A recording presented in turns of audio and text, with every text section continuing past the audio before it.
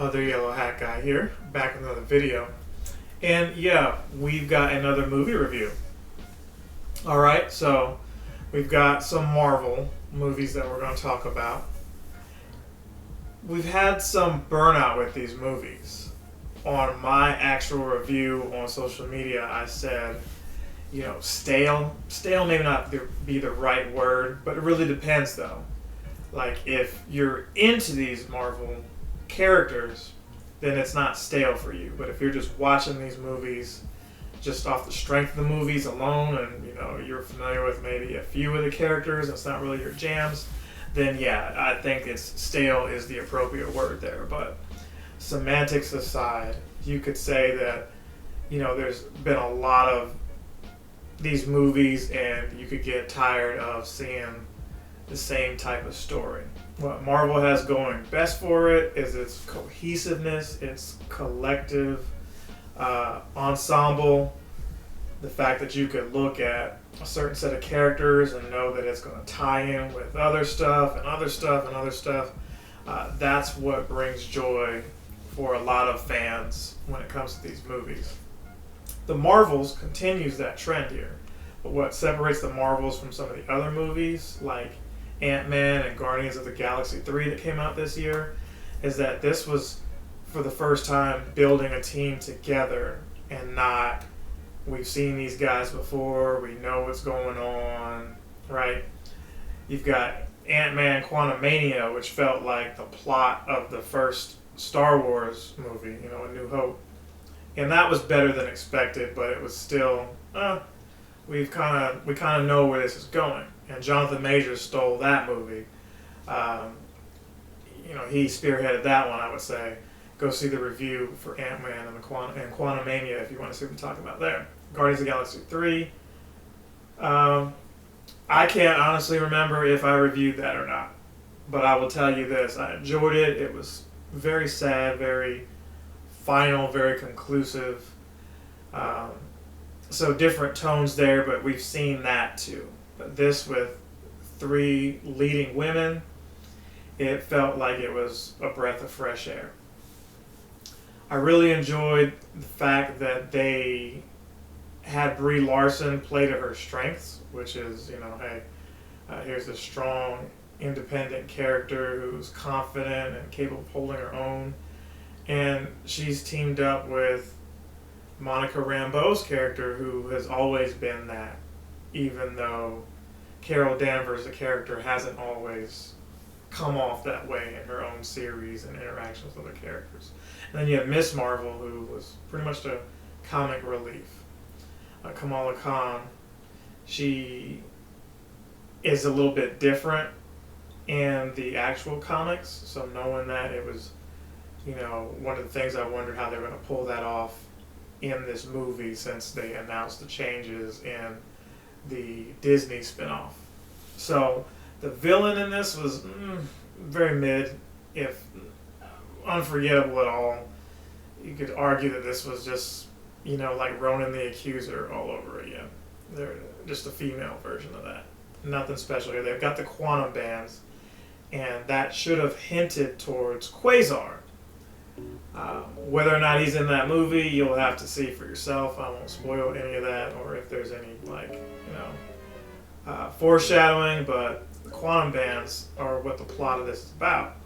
So you think of quantumverse, quantum bands, which enlarges things, right? And then negabands, negative, small, micro. That's really what Captain Marvel stems from, right? He had these negabands and could trade space with Rick Jones, later his son, who is my favorite character, right? If you're watching this and you're thinking, Captain Sensation, where does that come from? Captain Marvel, ladies and gentlemen. So shout out to Peter David. It comes from that. So they don't showcase that in this at all. Carol is just Carol Danvers, Captain Marvel. But they still have the trading spaces just with the quantum band. So Miss Marvel character has one of them, and this villain has the other one. Together, very, very powerful, and not too many people can wield those things, but, it is what it is. Maybe Guardians of the Galaxy, the next movie, will pick up where this Miss Marvel or where this Captain Marvel movie left off, and maybe you'll see Ego the Living Planet entrust those with, you know, whoever Quasar is going to be. That's what I expect to happen, but we'll see. We'll see what they do there. You've got to, speaking of cameos and things to see, you got to stay for the end credits for this one because there's some uncanny things that happen. So all I'm saying is look out for that. There's no other movie scheduled for next year, save for Deadpool 3. So, there's that to think about. Who knows what Marvel is going to do with the Disney Plus, rollout. They just wrapped up Loki season 2. So, this Captain Marvel movie, or the Marvels, which is what it's called, could have some big ramifications when you consider, what's to come and how long out it's going to be and what have you. So, 3 of these characters have to team up because they end up trading spaces, literally, and figuratively, code names and all that. But they had interesting interactions, especially with each other, figuring out, hey, this one character looked up to this character, and this other character didn't want to disappoint this one, and it's just, they had a lot of moments in there that made you look at yourself and how you interact with family and friends and say, is this me? Is this how I'm, perceived? So I appreciated it for that. It was much better than the first Captain Marvel movie. The acting, Brie Larson, like I said, they played their strengths, and the Monica Rambeau character, fresh out of WandaVision, was great.